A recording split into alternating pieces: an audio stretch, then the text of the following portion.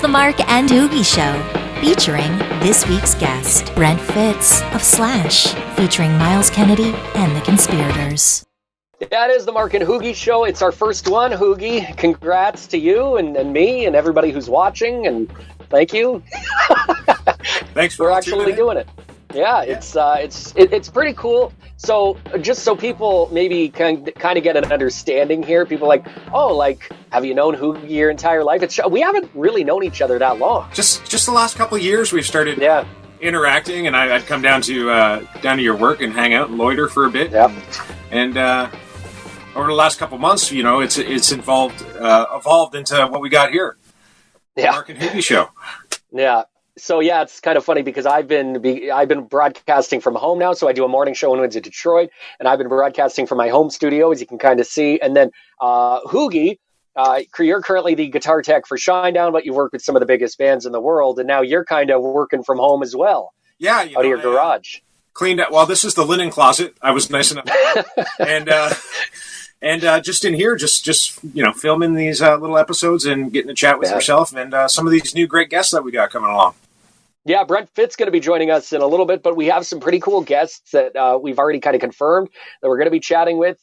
We don't really want to be like, hey, here's who we got coming up next week, and then the week after, and the week after. You're going to have to kind of keep hitting up our website, which is themarkandhoogieshow.com. If you do want to check out that website, we even got some merch there, which HooGie has already made up. Try the flip-flops. I do it over us. The flip-flops, and I'm trying to think. The other one that might be my favorite may actually be the Mark and HooGie trucker cap right there. I mean, that's a pretty nice looking hat. Well, there's I got to say so myself. Too, so if you like, you could go with the white or the red or the blue, whatever you want. Brighten up your day. You can choose. Yeah. So, go to themarkandhoogieshow.com if you want, and you can purchase, again, some of our merchandise and stuff like that. So, help us keep this show going, because it ain't free. And we're, HooGie's out of work. I'm working from home. I'm probably going to be out of a job soon. So I was roofing yesterday. Yeah. You really were. So, so you roofed yesterday, first time ever. Roofing. First time ever. Looked up some YouTube videos, and it was just a shed. It wasn't that big of a job, a buddy of mine. But we got it done in about 7 hours. I got to say, I'm pretty proud with myself. 7 hours just for a shed? But I mean, you've never done it before, I guess. So, yeah. So, it was a couple hours to tear everything off. Right. The worst part is cleaning up. Tearing off is fun. Shingles are flying everywhere. Then you're like, oh, great. Now I got to clean up this mess that I just made. And then, you of course, you have a few beverages around 11 o'clock. Of course. Yeah. And then you're drinking until 11 p.m., and that explains your little bit of sun, too. You got a little bit of sun, which explains the red face. It was a beautiful day out, so. Yeah. Well, again, make sure to follow us on all of our socials. Our socials are just Mark and HooGie, and you can go to our website, themarkandhoogieshow.com, and that's where you can check out all our videos. Again, get some merchandise, keep this show going. And without further ado, our special guest for today, our first ever guest on the show, Mr. Brent Fitz from Slash, featuring Myles Kennedy and Conspirators. Brent, lovely to see you, buddy. What's up, Ontario Mafia? How about you, bud? Hey, I'm pretty close to you guys right now. Well, at least I'm in Canada. I know. Yeah, yes. So you're back in Winnipeg now, right? In the mighty Manitoba. Well, it's good to be here. Thanks for joining us, man. Yeah. Well, good to chat with you. Of course, HooGie and I go way back many years, and it's always nice that we're still good friends, even though we haven't had a chance to tour on the same tour together. But actually, do we get to talk about the fact that none of us are touring and we're all doing these things from our basements, and it's kind of the new normal right now? It's pretty crazy time, huh? It's probably it's got to be kind of weird for you as well, like someone who, and not just you, but I think every band out there who's normally always out on tour, especially in the summers. This is big festival season. You're constantly touring, probably from at least the beginning of spring to the fall. Most people in the music industry don't sit at home for more than maybe a couple weeks, maybe a month or two, but it's like it's got to be kind of strange now having all this free time. It's not good, but it's. No. I think the adapting of getting reacquainted with home, because you said most of us in the industry, music and entertainment, probably because of our gypsy pirate lifestyle of just being so comfortable, always on the go, right, HooGie? Hotel life, bus life, airplanes, airports, et cetera, et cetera. When you come home and, you've had massive amounts of people and screaming humans and everything, and then you come home and, well, HooGie, you still have screaming humans. You just got an awesome little family that you get to deal with. So it's kind of a different thing, though, right? And I bet you've had the best time with your family in the last couple months. It's been great. It's been awesome getting to spend that time with them. It's also been, there's been trying moments. Yeah. The fact that they all get up at 7:30 or what, the days of sleeping in, I don't remember the last time I slept in. And the screaming, the constantly screaming. It's nice that the sunny days are here because I could actually shove them outside and annoy the neighbors, not just my, inside our house. But no, it's been a lot of fun though. Getting to be home this long. Like I've never in 22 years in this business I've been off since December 23rd. So outside of going to NAMM, which we last saw each other, that's a long break. So NAMM was a great moment for you as well, because years ago you hadn't been to NAMM yet, and we went to a NAMM, 20 years ago together. It was 2006. You were the person who pushed me to going to NAMM for the first time. We were working with Theory of a Dead Man. You were playing drums, and I was the guitar tech. And we went, and that's where sort of this whole WB Gear thing started. I started doing the artist relations stuff, and I who knows where I would be today if it wasn't for you, dragging me along out to those events and showing me how to properly shake babies and kiss hands. NAMM was a big part of my first back in. I went there in '96. HooGie, you were I'm definitely older than you, but my first time at NAMM was '96, and I had played in a bunch of bands after high school and a lot of great Winnipeg bands and a lot of great musicians. But I sort of had felt like I had tapped the ceiling on what I was, the big picture I was looking at as this, maybe very naive Winnipeg kid. And I had two friends that wanted to go to the NAMM show. One was a sound guy and one was, a production guy or something. They're like, Brent, you should come to this NAMM show in LA with us. And, where all this gear is and you love people and you're great. You'd probably be a good opportunity for you. That was kind of the other most important moment. Was I got out of Winnipeg. I went down to LA, and I had been touring for years and years and years since, I was 16 years old as a journeyman touring musician across Canada. So I had lots of experience playing with great musicians in Canada. But the second I went to LA, I realized, oh shit, this is a whole different level of intensity and talent pool and industry opportunity. And I was the lowest man on the totem pole. Nobody knew who the fuck I was, but I took it as a challenge.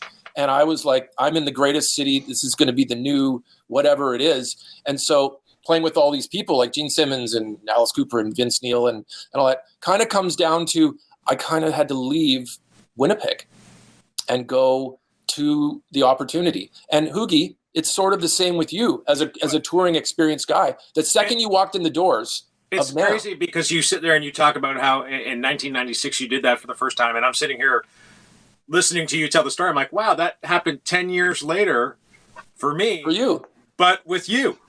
Where you took me to NAMM, and I walked into that building, and at that time I had only worked in the Canadian industry.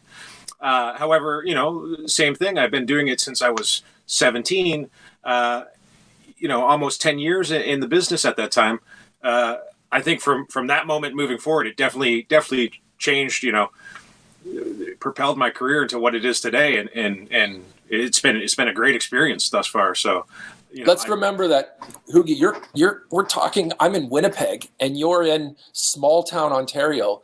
We weren't born in New York City. We weren't even born in Toronto. We weren't born in Vancouver or LA. We were born in these little tiny gritty towns, and you got to think different.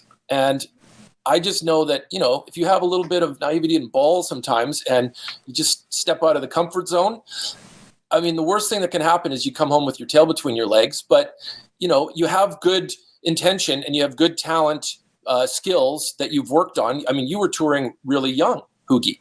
Yeah, right? Very much started right out of high school. My parents made me promise I'd finish high school, but then I started going on the road. Bands started taking me out, and I just kept meeting the next band, and then the headliner, and then Theory of a Deadman was that band that broke me in the U.S. working every band that we went out with on that tour. Fitz and ended up giving me a call after to go, work for him, guitar tech or some bass tech or some type of form.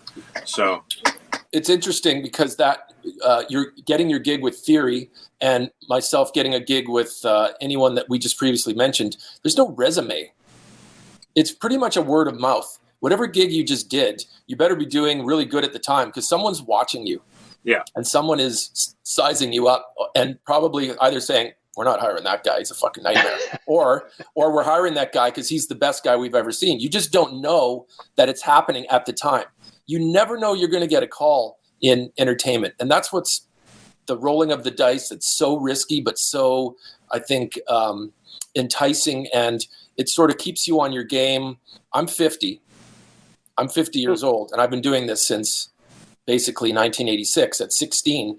And, you really have to continually evolve as a person in the industry to if you want to be like, what I love is playing with all different kinds of people. I love working with different people. HooGie and I have had a really great chance, with our careers right now to work with a diverse, not just one artist, but a whole bunch of different people. And I think it rounds you out as a person, for what you do and all your experiences. Because I always say Van Halen, one of my favorite bands of all time, but the two Van Halen brothers, for the most part, have played with each other since they were, kids. So they don't know what it's like to not play with each other because they've been in the same band their whole lives. So I've actually been fascinated, and I always say it's cool to work and try different experiences. And bands it's like a marriage or something. You're married to different people. But I've been playing now with Slash for over a decade,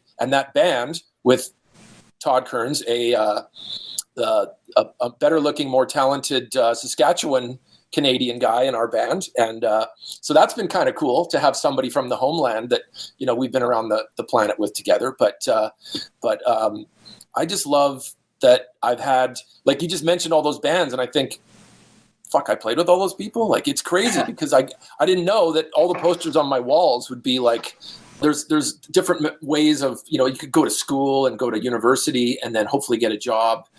I mean, that's very more common than not, right? Most people are encouraged to go get an education and all that, but it seems like HooGie and I started kind of young, and with School of Hard Knocks, just like somebody throws you an opportunity, you're young, you're not even probably supposed to be there because you're too young, and then next thing you're kind of like, I just acquired, I'm a fucking tech, man, I'm doing this, or I'm in a band, I'm on stage making money, and you're like, I don't know how that happened.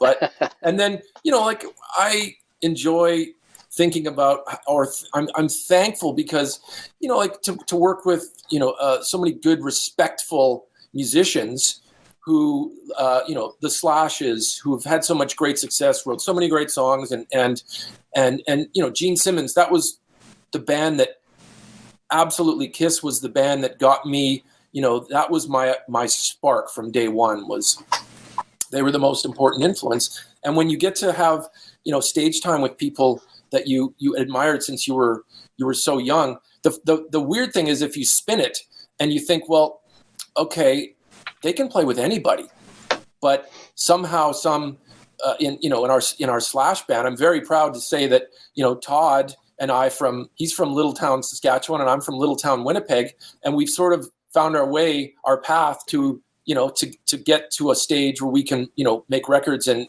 be in a band with someone who's, so revered and respected, and sort of bring ourselves up to that level. And then, hopefully there's a reason that we're in that band with Slash too, some sort of, I like to say, we kind of earned our path to get to that level as well, because I could have just stayed in Winnipeg and played with all the great bands here, and that would be fine.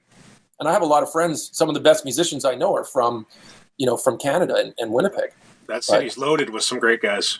Definitely. Yeah. And like I said, the Chris Jerichos who said, I'm going to go do wrestling.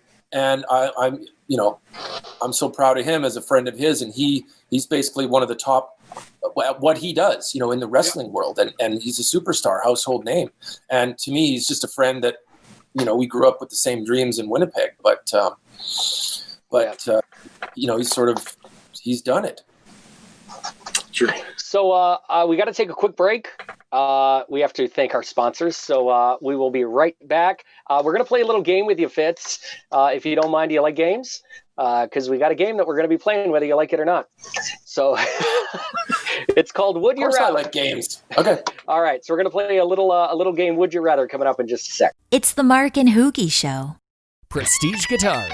We manufacture both solid and semi-hollow body electric guitars, bass guitars, and acoustics, using only the top components. Whether you're on stage, in the studio, or at home, Prestige Guitars will ensure that you sound, feel, and look the best each and every time you pick it up. Check out our new custom shop online at prestigeguitars.com. The meanest beard products in the world. Hey guys, HooGie here, and I gotta say, I've been utilizing Mean Beard for a couple years now, and it really has helped my beard come in full and luscious. You want 15% off? Well, look no farther. You can use our discount code MB15MH. Check out meanbeard.com. SIT Strings is celebrating 40 years. We believe that great tone starts with great strings. Manufactured in Akron, Ohio, we're a small but mighty company made up of guitar players, bass players, fathers, mothers, brothers, sisters, country music fans, metalheads, 80s rockers, and even the occasional jam band guy. Visit us online at sitstrings.com. Visit us online at themarkandhoogieshow.com. Hey, we're back. It's the Mark and HooGie Show, and our special guest, Brent Fitz from Toque and Slash, featuring Myles Kennedy and the Conspirators. We're going to play a little game with you, Fitz. It's called Would You Rather. So we're going to, I think you probably know how to play, but we're going to give you two scenarios, and you got to choose which one. All right? So I'm ready. Would you rather have aliens take over the world or robots take over the world? I've always been fascinated with alien stuff, but I think robots are probably the.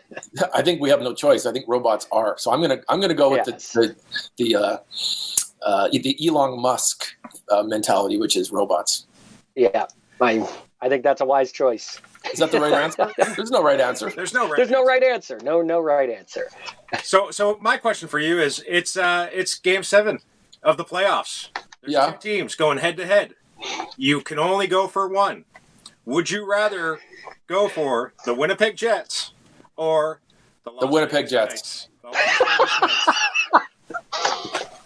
I'm not going to answer after the fact. I'm answering before because I already know. You know why? Because that happened in 2017, the first year the Knights went in the playoffs. And just, to clarify, I think we should all be really happy that the Knights were a success in their first year, not just on the paper saying, hey, they're a good team, but I think for the actual industry and hockey having such an intense, the whole city, the whole fact that the Knights might have been what the naysayers were going to say is you can't have hockey in the desert. And it was completely proven wrong. And now they're one of the most popular jerseys. And I'm sure the players love playing in Las Vegas. There's more Winnipeggers on the Knights than there is, Winnipeggers on the Winnipeg Jets. So I love the Knights for that because there's some Winnipeggers on the team. And I'm very biased. I love Winnipeg things, but I'm wearing a freaking Jets logo here. Come on, guys. You got Jets toys behind you. I got Jets. Yeah, look. I got Blake Wheeler going on. Come on, guys. I'm just a nerd. I love the Jets. Okay. All right. What are you guys, Leafs or Detroit fans? What are we talking about? I know HooGie likes Detroit. I go for Detroit over the Leafs. Yeah, I'm Blackhawks and Red Wings. So yeah. I like Blackhawks. I cannot stand Leafs fans. No. I think all three of us agree. I hate the Leafs. Would you rather go into the future or go into the past? And if so, why? Future. Yeah. Past is already defined, so I think it's good to reminisce. But if I equated it to how I viewed career, it's all about living in a future and not living in the past. I'm 50. I said that already. And I think I've had the best music experiences now, and I'm not living something that I did, when I was 20. Right. And then you spend the rest of your life trying to live up to, I had a hit record when I was 20 years old, and now I'm 50. And you know what I'm saying? So, I mean, there's two ways to look at it, too. I never had a hit when I was 20. But luckily, things have sort of, instead of just going like this way, I think career-wise, I've always been trying to keep the trajectory going a little bit on the up. So I think the future is for me where I'm always thinking. Nice. All right. You're coming to Canada. You only got time to stop at one place. Would you rather go to Tim Hortons or would you rather go to Swiss Chalet? If HooGie is so fucking inside. I feel like there's an inside joke here or something. Well, okay, let's just talk about, they're two strong Canadian companies, right? So if you're watching this and you're like, what the fuck is Swiss Chalet? Okay, well, Tim Hortons is more popular, and they have Tim Hortons in the States, yes. But Swiss Chalet is a fine dining experience that particularly can be... Fine dining? Well, just ask HooGie about it. But sometimes it doesn't always agree with you. And I think the gravy's okay from Swiss Chalet. But I'm always going to stop. Don't they have that? I've already stopped at Tim Hortons today. You should get Tim Hortons to sponsor your show. Come on. We should. Either that's a great idea. Or Swiss Chalet. What about Harvey's? They don't have Harvey's in the U.S. either. That's hard another. To find. I know. Yeah. I like a little Harvey's once in a while. I miss In-N-Out. You miss what? In-N-Out. If I could bring something. In-N-Out burger. In-N-Out. Have you had that, Mark? Yeah. I've never had In-N-Out, and I've heard stories. I need to try it. I need to try In-N-Out. We're going to take this show to NAMM next year, and we're going to go to In-N-Out. That's going to be an episode just for In-N-Out. You know what I really want to try in Vegas, if we are going to Vegas, Shaq's Chicken place. Have you been to Shaq? It's Shaq's Chicken Shack or something. The Chicken Shack? Yeah, Shaq, like Shaquille O'Neal has his own chicken place. I know what it is. I did have it. I forget. Is it called Shack? I think it's got a different name. But what was cool was... I thought it's Shaq's Chicken Shack or something. Isn't that what it's called? You're probably right. I went when it first opened, which probably was a year or two ago, but they had these sodas on tap that were fucking amazing. And I remember the food was really good, but the sodas were like to die for. So I'll take you. Come to Vegas. You can't get to Vegas. There's no flights. That's what's the shit right now. Yeah. There's nothing like we're kind of stranded. I got to drive back to Vegas at the end of this month. So why don't you make it a party? Invite some listeners with you, or some fans. Would you rather have, since we're talking about flights and food, unlimited flights? You don't have to pay for your flights, so unlimited flights anywhere in the world, or unlimited food at every restaurant that you go to? Well, food's essential. Flights are not. I just proved it. I had to drive up to Winnipeg, so I'm going to take food. I agree. Yes, the food. Yeah. All right, the last one. If you could only do one moving forward, would you rather play bass guitar or play drums? And you're asking me that because you know that lately I've been kind of floating between the two instruments, and I don't know. So HooGie, you work on melody instruments, which are guitars. Yeah. And because you're not a drum tech, although I bet you'd probably pull off being drum tech and be great at it too. But I think the drummer in me gets tired of seeing all the drums that I have to set up. Now, I mean, it's a luxury to have a tech. It is. But, I've been a lot down the road in my career where I had to set up a lot of drums on my own. And I got to tell you, I love drums, but when you roll in with your bass guitar on your shoulder in your gig bag, and maybe your amp is a Sans amp or whatever, pretty good. That's pretty good. After all these years of setting up drums, I am enjoying my Toque gig where I am the bass player. And I know it's a little bit, if anyone's aware of that band, they're like, why is Brent playing bass? But look at Todd is a lead singer guitar player who made a great career in Canada already as, Todd Kearns from Age of Electric. And then when he joined Slash's band, anyone that didn't know his career in Canada they just thought he was a bass player because he played bass in Slash. So I think it's keep people guessing. Nice.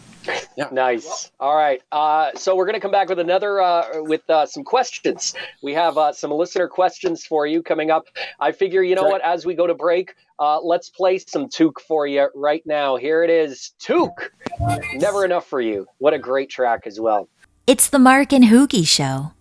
Conquer Rides and Rods, Canada's largest aftermarket V-twin parts retailer for Harley-Davidson and Indian motorcycles. We also carry the latest biker clothing lines and accessories. Free Canadian shipping on orders over $50. Meeting or beating all Canadian online pricing. Check out conquer.ca. That's Conquer with a K. Bestronix Pro Audio, providing high-end and durable audio cables for professional musicians. All cables are custom made to order and manufactured in the USA using premium components. Check out our custom pedalboard and rack builds at best-tronics.com. Bestronix Pro Audio, providing high-end and durable audio cables for the professional musician. Homegrown Boone's Bourbon, founded by American singer-songwriter Tyler Boone from the Striped Pig Distillery in Charleston, South Carolina. It's 117% proof, 75% corn, 21% rye, and 4% barley. True American-made bourbon, aged in brand new American white oak charred barrels. Order a bottle online today. DrinkBoonesBourbon.com. Will soon be available in Edmonton, Canada, and in Europe. Guitar gifts for you. A personalized guitar strap. They're embroidered, affordable, and professional looking for that electric, acoustic, classical, or even bass guitar player. All guitar straps sold are genuine Levi's products, and they're all fully adjustable. GuitarGiftsForYou.com. That's guitargifts, the number 4, the letter U.com. It's the Mark and HooGie Show. Our special guest, Brent Fitz from Toque and Slash, featuring Myles Kennedy The Conspirators. And I mean, you've played with pretty much every band around. We tossed you in the middle now because I figured you could be like a Mark and HooGie sandwich kind of in there. And HooGie wants to lean up against you, I think. So we've had some people send in questions. If you want to send in questions for some of our future guests, there you go. Questions at themarkandhoogieshow.com. Send us your video questions, and then we can play them. And just follow us on our socials at Mark and HooGie, so that way you know who's going to be coming up on our show. But what I'm going to do is I'm going to play these videos for you, Brent, and then you can just answer these people directly. So let's go to our first question. It is from Sketch Bailey, and here we go. Hi, Brent. What type of odd jobs are you doing right now while you're not touring? By the way, I love Sketch. He is a talented man. He's a talented artist. He's the one who did our cartoon character. Yeah. Oh my gosh. I have some stuff of his. I'm trying to remember. He actually, just really quick, we got to brag about Sketch, but he did he did that, right? That's cool. Your artwork. Okay. He had this like a giant bust he brought of Slash that was, like 3 or 4 feet tall. It was the most coolest thing I'd ever seen. I don't know if he gave it to Slash or what, but it was like this amazing piece of art. So I'm a big Sketch Bailey fan. But he's asking me about odd jobs. Yeah, what odd jobs are you doing? What you're doing right now? You're at your parents. Yeah. Hanging out. Everything that's going on here is like a homeowner maintenance thing. So it's not very cool to whip out the lawnmower and have me, I'm usually on the phone and I'm trying to mow the lawn in my parents' front yard, and people are probably looking at like, well, who is this guy? Because I haven't lived here since the 90s, and they're probably like, who is that long-haired idiot on the on the Fitz's lawnmower? But I've been cutting grass. It's not very rocky. Cutting grass. All right. Sounds exciting. It is. It's very competitive in Winnipeg. Everybody's grass is like, it's intense. That's a Canadian thing. Like I have desert landscape in Vegas, which is like they discourage grass. But in Canada, because it's cold climate. So when have the winter months and you don't get to like showcase your yard. HooGie, I guarantee your backyard looks awesome right now because you care about it. I am with you. And actually, I've been taking care of my yard on top of I've been helping out Dino and his sister. So I've been doing 3 yards. So one day a week, it's like I'm out there cutting grasses, trimming the bushes. And soon he's going to be coming to cut my grass too. Because I've seen what a great job he does. Yesterday, I went as far as my aunt's like, I need a new roof on this shed. So yesterday, me and my buddy spent 7 hours up on the roof, putting a new roof on the shed. That's what we do. We're like, we love our neighbors in Canada. In Vegas, man, I know one neighbor beside me. He's super cool, but the rest of the neighbors, nobody says hi. Nobody and I'm kind of like I can't help it. I'm Winnipeg. I can't change. I'm like, hey man, how you doing? Yeah. Like you walk by somebody near the mailbox. But in Winnipeg, if I roll out and do the lawnmower thing, all of a sudden 4 neighbors are coming over. They want to know who you are because they're just making sure everything's cool in the neighborhood. But then they're like, hey, do you need any help with anything? I'm happy to come over and see. It's the Canadian way. All right. Jeff had a question for you as well. Let's go see what he has to ask. Brent Fitz, who is your favorite Hartford Whaler?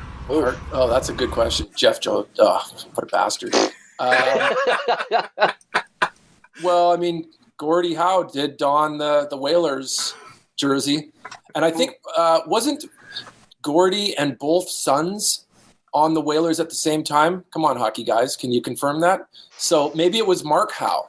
But, I would say we got to go with Gordie Howe because he also donned the Whalers jersey. Come on, the legend. Gordie Howe. Gordie Howe.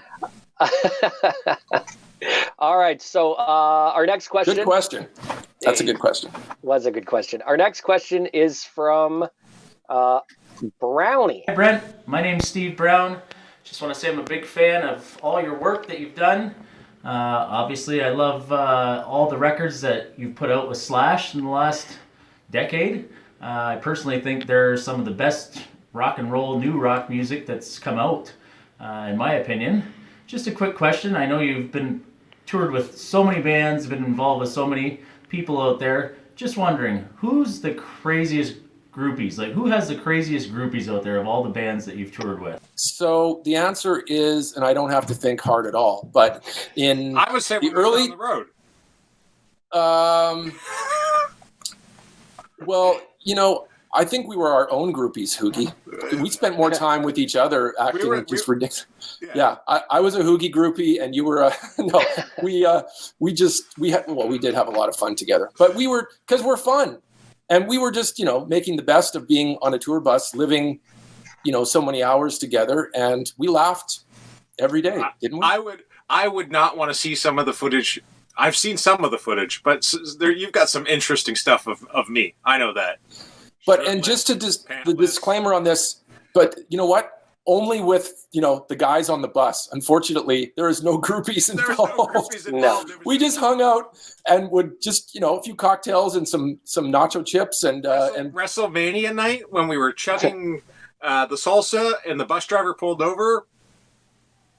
Yeah, no, it was so intense that the bus driver was pissed. He pulled the bus over because he didn't know what championship wrestling match was going on in the front lounge.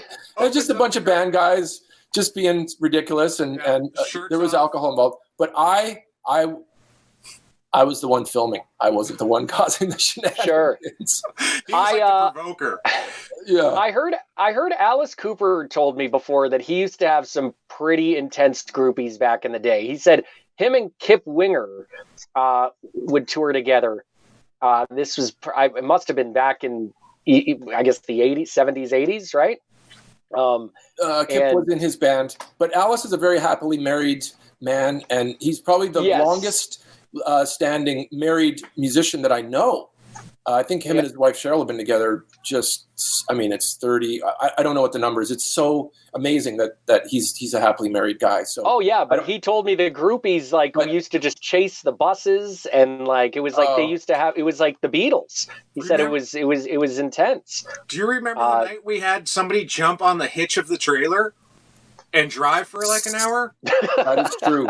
No, some fans actually went between the bus and the trailer and rode to the next gig. I could not believe that. Past us. Oh my God! Was you guys got an extra rider, and they were sitting holding on to the Amazing. That extra wheel that comes up when they disconnect, they were holding on to that. And dude, we were doing like 80 miles, 70 miles down the road, just cruising along for an hour. Yeah. I mean, props, but not the safest thing. I wouldn't encourage that, but props to them for, for trying. So I got to say, though, in 2002 or 3, I was on tour playing in Vince Neil from Motley Crue's band, and we had a tour that was it was Poison, Vince Neil, and Skid Row, and I've never experienced so many female people in the audience going to a rock concert than with those three bands, and more particularly Poison. And those guys just have a very beautiful audience, and it's mostly ladies and guys going with their girlfriends who probably want to, sleep with Bret Michaels. So that was the most eye-opening groupie tour. And I don't have any dirt story for you because I'm always arm's length to all the shenanigans, but I can't believe some of the crazy stuff that I just witnessed going on around me on that tour with girls following a lot of people coming to, multiple shows. If you do a summer tour in the States, you play those big outdoor amphitheater venues, and it's summertime and everybody's dressed, scantily and, dressed for the concert you add Poison, to the mix, and you've got a lot of beautiful groupie girls. Yeah. All right. So, we have a question from Lee as well. Hey, Brent, here's a question for you. You're known for beating on drums. What would you do if the drums started beating on you? What is wrong with Lee Wren? You see the car in the picture there? Duke's got a Challenger. Yeah, he's got a car in his driveway. If the drums started to beat me, well, I've had a long-standing history with drums, and they're my friend. So why are they beating me? I would be very upset. I would be very, very offended if the drums started to beat me. But I've also grown up in clubs and been, had bottles thrown at my face. I've had, been wearing makeup and had bikers threaten me. So I've actually had to fight my way out of some pretty intense club situations back in Canada. And, it's like hockey mentality. Take it outside, get a couple hockey sticks and we'll settle it. So I guess I'm beating the drum kit with a hockey stick. That's probably what's going to happen. Nice. I got one right here. It's Winnipeg Jet one. This is signed by Morris Lukowich. Right here, signed by Morris Lukowich. There you go. Yeah. Okay. That was literally, I think, just a way for you to brag about your signed hockey stick, wasn't it? Yes, it was. Yes, it was. We have a question from Hootie, not HooGie. This guy's name is Hootie.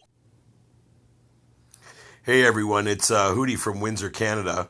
My question for Brent is, out of all the musicians that he's played with or toured with over the years, which musician or which band has the best after parties or most memorable? Best after parties. Okay. It seems like more in recent years the mystique behind after party is, I hate to burst the bubble for a lot of people who do back me on this, it's kind of overrated. And it's not really what people think. I think they make movies, and if you saw the Motley Crue Dirt movie, yes, everything that they did was true, and it was complete debauchery. But even, I bet now the backstage, even for a Motley Crue concert, is a lot more not what you would think. So, the days of playing clubs in Canada, that's when it was insane, because we were young and we were drinking, and there was a little. I think the risk factor was a lot less. Right. And it's like the older you get, you kind of go, well, shit, I got to be on a bus in the morning, or I've got to get on a flight. I don't want to be hungover anymore. And we got all that out of our system. Every band I was in the late 80s, I don't remember not going on stage with, there was just beer bottles clinking all around the drum riser, and those were good times. But always pretty responsible. I survived. I always knew I was going to end up in the States, and I didn't want to get arrested. I didn't want to get like the drunk driving charge that was going to like nullify me getting into the States. So I'm kind of like, I've always been arm's length to a lot of, crazy stuff. But that Poison tour, again, had a lot of memories. And that was sort of like the end. That was the peak of that time for all those bands that used to be more into that, I guess, that 80s like party mentality. And like our touring band was Slash. There's no drinkers. That's just the reality. Nobody drinks. So what's backstage on a rider? Fuck, I don't know. Energy bars, coconut water, Swiss Chalet, coffee. Yeah, Swiss Chalet, HooGie. Yeah. So kind of the answer is that everything was a long time ago, and if I'd have to remember, it would probably be in the on the Poison tour. That was the last hurrah. Nice. All right. Cameron's got our next question. Let's see what Cameron has to ask. Hey, Brent, how's it going? My question to you is to hopefully answer and help build hope with aspiring drummers that are listening right now. The question is, what do you find is the most important personality trait that you can have that helps you build the career in drumming, in the music business like you did? And most importantly, how to maintain that career? Thanks so much. Keep on rocking, man. Very important. That is a good question. So all of the things I mentioned earlier about being from Winnipeg, all the skills I got just playing with the people in my neighborhood, playing with the other kids, and then eventually graduating to, professional musicians around town and getting to play with older people, that had more experience than I, and then just sort of keeping my mouth shut and learning and listening, watching. And I think what has when I moved down to the States, the most things that I noticed people commented to me was, because I didn't have what a lot of other people there say at NAMM show was bragging rights to say, oh, I just played with Alice Cooper. Well, when I first went to NAMM, I hadn't played with Alice Cooper. I hadn't played with anybody in the States, so I didn't have anything to say. They're like, oh, who are you?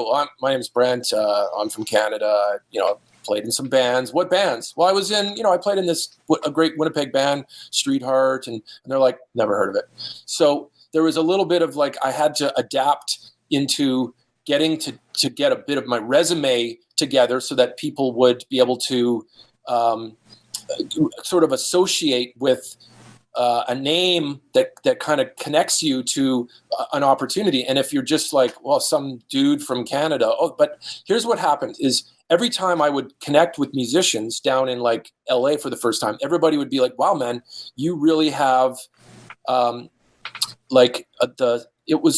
it would kind of reference it to my ability to morph into something really quickly, morph into a gig and stylistically wise, adjust myself so that I realized, I think I learned that skill, not about being the best musician, but being good playing with others. And I am definitely not the best drummer. I'm definitely not the best bass player. And HooGie, we spent so much time doing people skills things in our career. And I think that people skills are 50%, if not more, getting yourself aligned in what you want to do. And as a musician, you definitely have to have, you should have good musical vocabulary, understand, when you're writing songs with musicians, and, if I'm the drummer and I'm like, I took piano my whole life. I'm always, hey, the G chord, when we go to the G, we should, switch it to this or something, maybe try minor or something.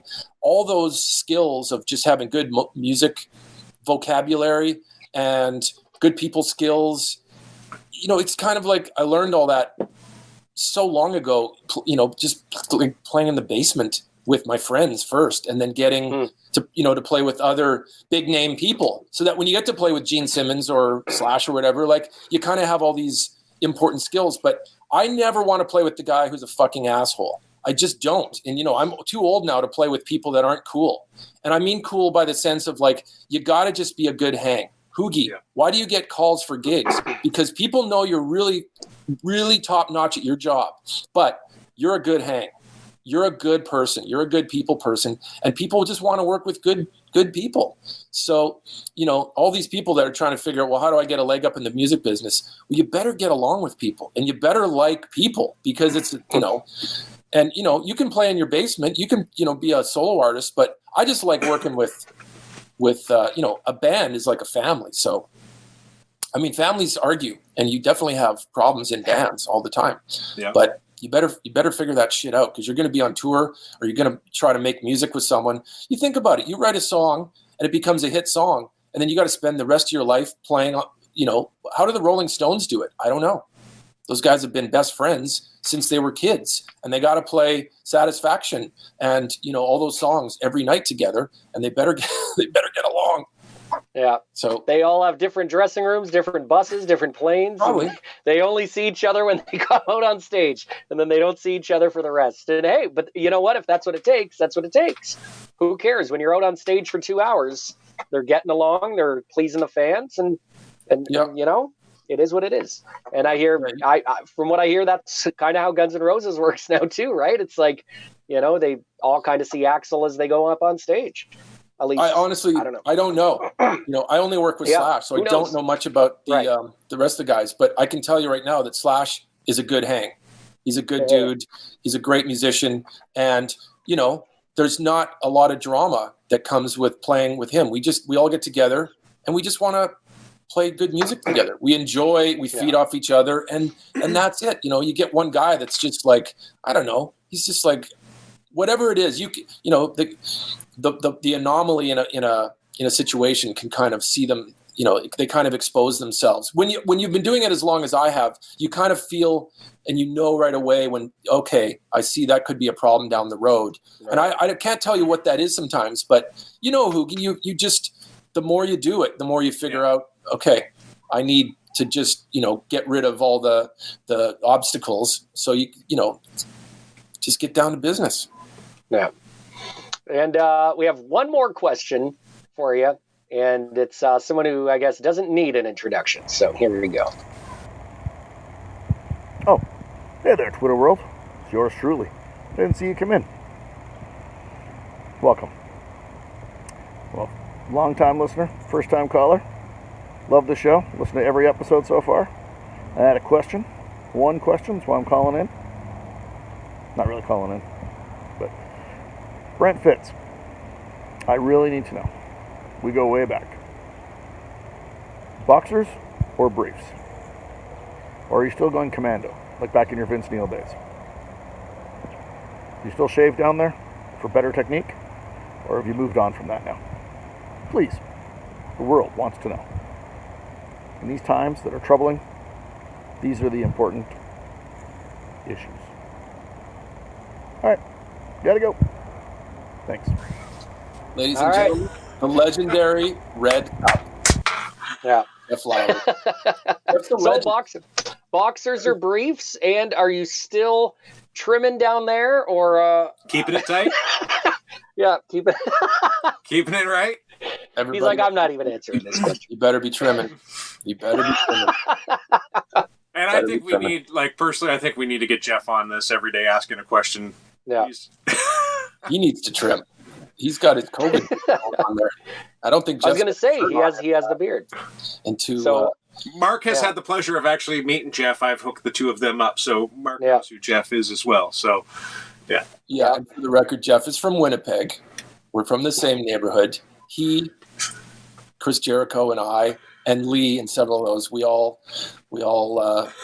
we smoked the bong water in St. James. And we all end up in different places. Jeff lives in Vegas. So he's asking about boxers or briefs. Yeah, well, I don't do boxers. I find them kind of baggy. But, I'm a tight pants kind of guy. So you got to, and I don't go commando because I think that's, I don't know. Only on Fridays, right? No commando. No commando. When you're drumming, you need a little bit of, it's almost like, when you're wearing bicycle shorts when you're riding your bike. I don't know. You got to have a little extra something in there. So I think briefs as a drummer. What about the boxer brief? I'm a big fan of the boxer brief. It's the best of both worlds. HooGie's saying no, but the boxer briefs. There's that new the sacks there. I've tried those once or twice. They give a good hug, but you know what's just wrong, I gotta say, and maybe your dad's had them, but those underwear that had the little flap, so you could like put your junk through the flap. You know what I'm talking about? Yeah. Maybe I'm dating myself, but it's like, maybe who the fuck put their junk through the flap? Like, I don't know. Underwear is not a science. It didn't need to have like some sort of compartment for that. But I'm glad we're talking about underwear here. Yes. So some good questions. People can send us their video questions at themarkandhoogieshow.com, and just visit us at themarkandhoogieshow.com and visit us on our socials to find out who we got coming up. All right, we're going to take one last break. We're going to come back with Brent Fitz from Toque and Slash featuring Myles Kennedy and the Conspirators coming up.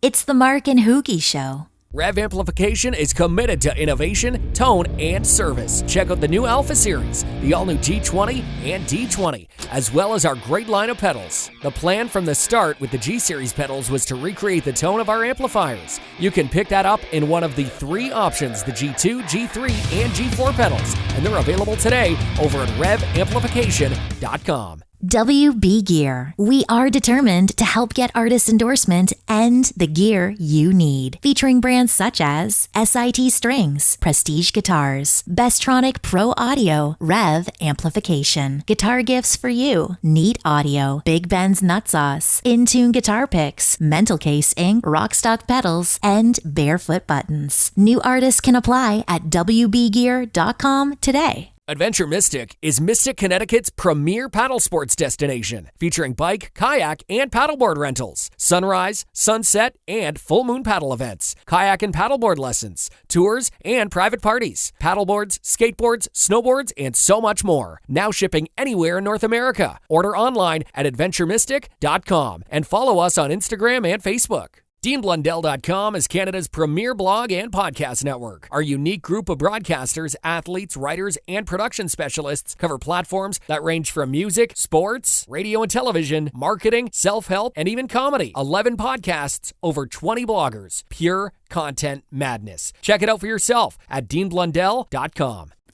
It's the Mark and HooGie Show. All right, we're back. It's the Mark and HooGie Show. And Brent Fitz joining us today, our first guest. Thank you so much, Brent, for doing this.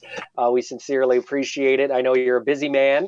Although, what have you kind of been doing now? Like, what are you going to do now? Because I assume that you're in Winnipeg right now, but are you going to be going back to Vegas soon? Within the next couple of weeks, and then what?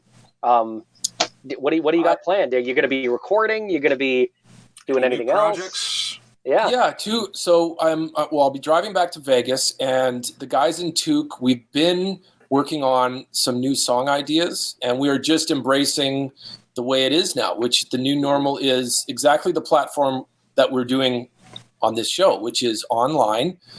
We don't love writing songs online. We miss that intensity of, looking each other in the eye, playing your instruments together. It's just a better experience, but we're figuring it out. So, we're going to work on some new songs and continue that, but I think we're going to actually try to get together because the limitations of the restrictions are easing up. So, So Toque will have some new music. I'm excited about that. As far as gigs, that's the we don't know, and nobody knows. Yeah. I mean, if we're watching this in a year from now, I hope to find that we're all back playing music on a regular basis, but it's a weird time. Hey, can you do a concert that you see in the audience that there's 50%, like in Vegas, they're opening the casinos in the last couple of days, no entertainment yet, but let's just say Aerosmith has their residency back. Like, do they have to space everybody out, a couple of feet? I don't know.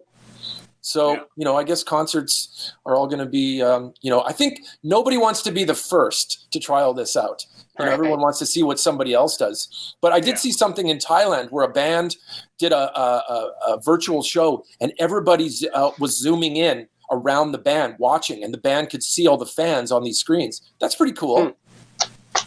Apparently, when I was talking with Red Cup, he said that there was a place in Vegas that did have some live entertainment, and he had a video he sent me last night. I guess the band performed, But good. It sort of made me laugh because right in front of the singer, there was like a piece of plexiglass about 3 by 3 just in front of the singer, hanging from the ceiling. Hospital masks on stage. It'll be interesting. I like the drive-through idea where you drive your car up. I do too. It's. I mean, I prefer to still be in a small venue, all cramped together, but it might be the end of that. I know that there's been kind of rumors as well. They're already working on it. The whole virtual reality, the headsets, and then bands are just in a studio or on a stage somewhere. They record with these virtual reality cameras, and then all right, this Friday night, Slash featuring Myles Kennedy The Conspirators, go to this website, pay $20, and then put on your headset and your front row for the concert, and people all over the world can watch.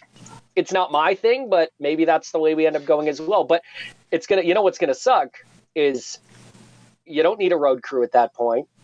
You're not gonna have anyone working at that venue because there's no venue, right? So a lot of job losses from that. And how are you selling your merchandise at that point too, right? Now, obviously you're selling that, all that money, that whole $20, the majority of it will go directly to the band instead of having to split it. But still, there's going to be a lot of people out of work if they end up going that route. And I think that's the saddest part for all of this is the amount of people that are also out of work, that a lot of people don't think of. The crew, right? The people who are driving the transports from and putting the stages together, and the guitar techs, and even just the people at the venues who are selling the shirts and selling the food, and the ushers. Locals. Help. The day-to-day Yeah, people. exactly. Right? It's like the bigger the band, the bigger the organization, it might be harder to figure out how to put that giant, large scale, if you're doing a stadium tour and you've got screens and you've got PA and, trucks and 100 guys on a crew, and there's not 100,000 people that are going to pay to fill a stadium. I don't know, Exactly. But when you're a club band, are you okay? I don't know, because if a smaller audience can be, obtained with 50 people or 150 people, and you could still play music to an audience is, I like to think that a band like that I'm in with Toque is we could probably adapt to some new normal things, but to go on tour with Slash the way we were before, I don't know what that means, because that's a different scale of touring. So I just miss the travel and the touring, although it's been really great being at home too. It's actually been very cathartic, and I've had a really good time being with my wife, because sometimes when you're forced to be at home, you actually start to get a little more creative with, like when you're always gone and then you come home, you're leaving again. But when I'm going home, I'm like, I don't know if I'm ever going to go on the road again.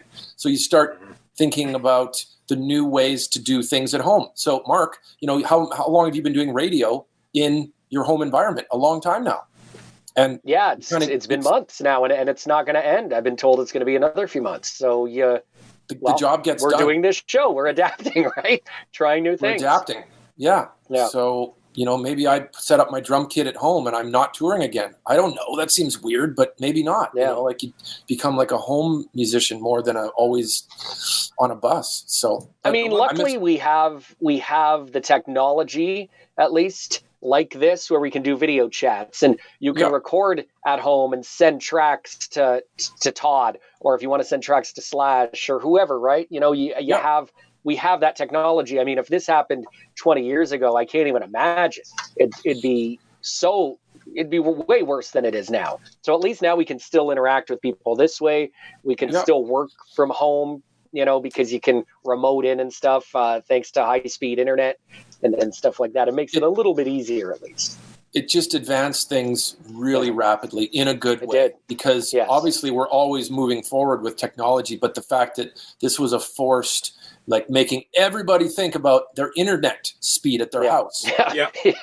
Yeah. Everybody was like, oh, I got to do work from home, so I better up that. That's the simplest thing now. That's just now the normal. And our cell phones are much more like that's our life, is our computer and our, doing. The one thing I tried to adapt into my house that I took from the road, and my better half was not into it, was the bus stock list. I tried to leave notes on the fridge with what I wanted in the fridge. And yeah, she wasn't very impressed. No. I got HooGie, does your wife give you a day sheet every day? So when you wake up, you know what city you're in? She pushes me out of bed and says, go deal with the kids. I did the night shift. Lee, who did the question a few minutes ago, who's one of my best friends, and that was very nice of him to ask a question. But he and I have this saying, well, he does, and it's when we come home to our wives, and you have something great that happened, and you go, hey, I just let's just say I come back off a tour and we had a bunch of great gigs in Europe, and then you come home, your wife just doesn't give a shit. No. She's like, I need you to take out the garbage. I mean, so many times I've come home and my wife's like, she has horses. I don't have horses. My wife does. But, she'll be like, oh, we got to go feed some horses. So I've traveled 20 hours on a plane. I'm tired. And, you come from a raging rock and roll environment to, put your boots on and go feed some horses. Or take out the garbage or some sort of domestic, thing. And HooGie, deal with the kids. Mine's with the kids. There it is. She's probably upstairs pacing right now going, he's been down there for an hour and a half. I need him. It's your turn. Right? Oh, we love our wives. Yeah. Well, awesome. Thank you so much, Brent. Thank you for joining us for our first show. Hopefully we can do this again soon. And hopefully everything will get back to normal and, we can see you soon in person. That would be nice. We'll make a trip to Vegas. Yeah, and Windsor's a great rock town. I've had so many good gigs, by you guys. And I played Chatham. Right, a couple times, yeah. I've been to we've been to that place together. Yeah. You've been to Timber. You've been to my dad's house, and we've had barbecue. I know. Yeah. Well, I look forward to all that. Well, thanks for having me, guys. This is really great. I enjoy being between you guys and sharing some stories, and it's been awesome. Yeah, there we go. I'm trying to figure out how to do this. How did you guys do this? Go back. Got to go backwards. Awesome. There you go. It is the Mark and HooGie Show. Check us out online. And Brent, make sure you go to our website, themarkandhoogieshow.com. Get yourself some hats if you want, or maybe some flip-flops. We got some beautiful stuff. Maybe we can send you something if you want. We might be able to send you some gear. Look at that beautiful. You want a green hat? I like it. You want that one? Yeah. Or do you prefer the red hat or the blue? Comes in many shades. I'll wear them whatever you want. You can surprise me. Really cool. There you go. It is the Mark and HooGie Show. Thank you so much for joining us. Thank you. Cheers, guys. The Mark and HooGie Show. Visit us online at themarkandhoogieshow.com.